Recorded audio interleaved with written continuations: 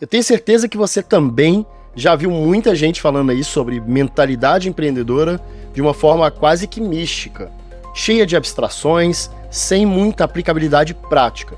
Pois é, não é isso que você vai ver aqui. O que eu quero te mostrar hoje são 4 ferramentas, 4 técnicas práticas que você consegue aplicar no seu dia a dia e melhorar a sua efetividade como empreendedor. E essas ações são inspiradas, claro, no livro Leis do Digital. Então fica comigo que ao final desse vídeo você vai ter ferramentas práticas para você adotar aí agora no seu dia a dia. E a primeira dessas ferramentas, definição de metas SMART, que são metas específicas, mensuráveis, alcançáveis, relevantes e temporais. Mas como é que você pode aplicar essas metas SMART aí no seu dia a dia? Bom, vamos lá. Imagina agora um objetivo seu. A primeira coisa que você precisa é ser bastante específico com relação a essa meta. É saber exatamente o que você quer alcançar e quais são as ações que você precisa para conseguir alcançar essa meta. Quem é o responsável por essa meta? Vai ser você mesmo? Vai ser o seu sócio? Vai ser um funcionário? A segunda coisa que você precisa é ter métricas sobre essa meta. Ou seja, é você entender números ou dados ou feedback de onde você começou, onde você quer chegar e qual é o seu progresso em relação a essa meta. Terceira parte da meta SMART, você ter certeza de que essa meta é realizável. Você precisa definir metas que você consiga alcançar, que sua empresa ou que seus funcionários consigam alcançar dentro dos recursos que você tem à disposição deles. O quarto ponto aqui é detalhar a relevância dessa meta.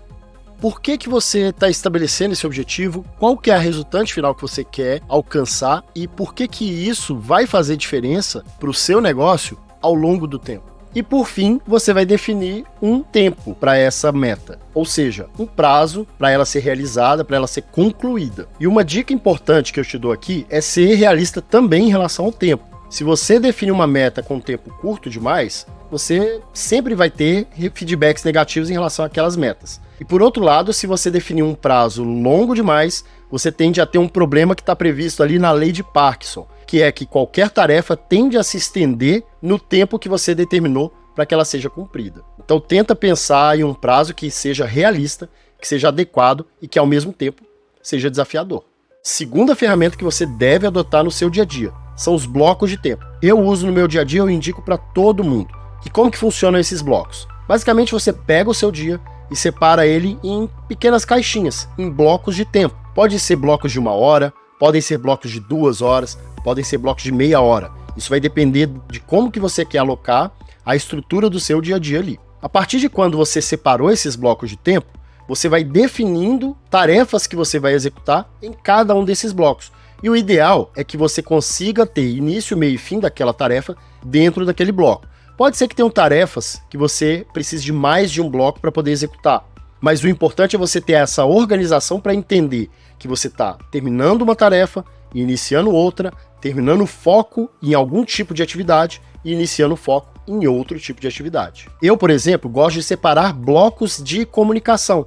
São momentos ali no início do meu dia, no meio do meu dia e no final do meu dia, em que eu vou responder e-mail, eu vou responder WhatsApp, eu vou fazer ligações que eu preciso fazer. Fora desses blocos de comunicação, eu evito ao máximo usar essas ferramentas, porque acabam sendo distrações muito grandes e que fazem você perder muito tempo de atividade e perder o foco naquilo que você estava fazendo. Isso acaba tendo total correlação aqui com a terceira ação, que é você evitar a procrastinação. E eu acho que esse é o mal do século, porque todos os dias eu vejo gente reclamando que está procrastinando demais e que não consegue focar e que não consegue terminar as atividades que começa no tempo que deveria concluir. E aí dentro dessa ação eu tenho pequenas ferramentas que eu quero te entregar aqui para você testar aí e ver se não vai melhorar bastante aí a sua procrastinação. Vamos lá. A primeira coisa que eu sugiro: pegue todas as tarefas ali que você tem aí na sua lista e que vão demorar menos de 2 minutos e faça todas elas imediatamente. Limpa essa lista. Segunda dica aqui: evite fazer mais de uma tarefa ao mesmo tempo. Evite multitarefas. E aí, a importância de você separar, por exemplo, blocos de comunicação.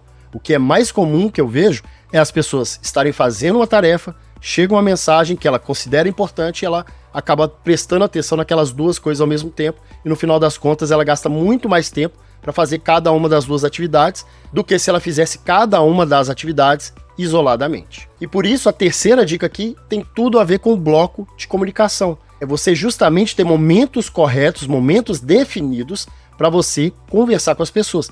Seja para fazer uma reunião, seja para conversar no WhatsApp, seja para responder e-mail. E mais uma dica aqui, se você tem aquela tarefa que você está enrolando para começar, que você está procrastinando e que você sabe que ela é importante, faz o seguinte, conta até 5 e comece essa tarefa imediatamente. Aliás, espera aí, não começa ainda não, porque ainda tem a quarta ferramenta. E ela é que vai definir se você deve realmente começar essa tarefa ou não. E é a matriz Gucci para te ajudar na efetividade. Mais importante do que fazer todas as suas tarefas é fazer as tarefas que você realmente precisa fazer e evitar gastar energia com as tarefas que você não precisa fazer. Ou seja, mais importante do que saber o que fazer é saber o que não se deve fazer. E alocando suas tarefas na matriz Gucci, você vai conseguir enxergar melhor como que você vai priorizar essas tarefas baseando na gravidade, na urgência e na tendência. Em cada um desses quesitos, você vai definir um número de 1 a 5, onde na gravidade, 1 representa nada grave,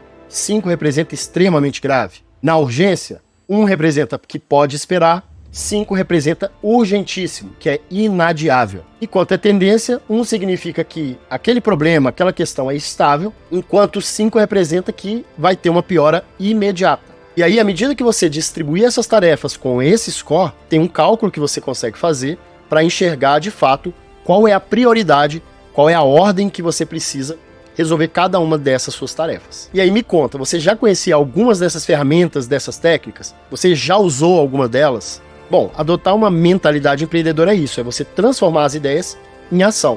E o importante é sempre dar o primeiro passo. Então, se você quiser aprofundar um pouco mais nas leis digital, o link do livro tá aí na descrição. E claro, eu vou deixar mais um vídeo aqui pra gente poder continuar esse bate-papo. Eu te vejo lá.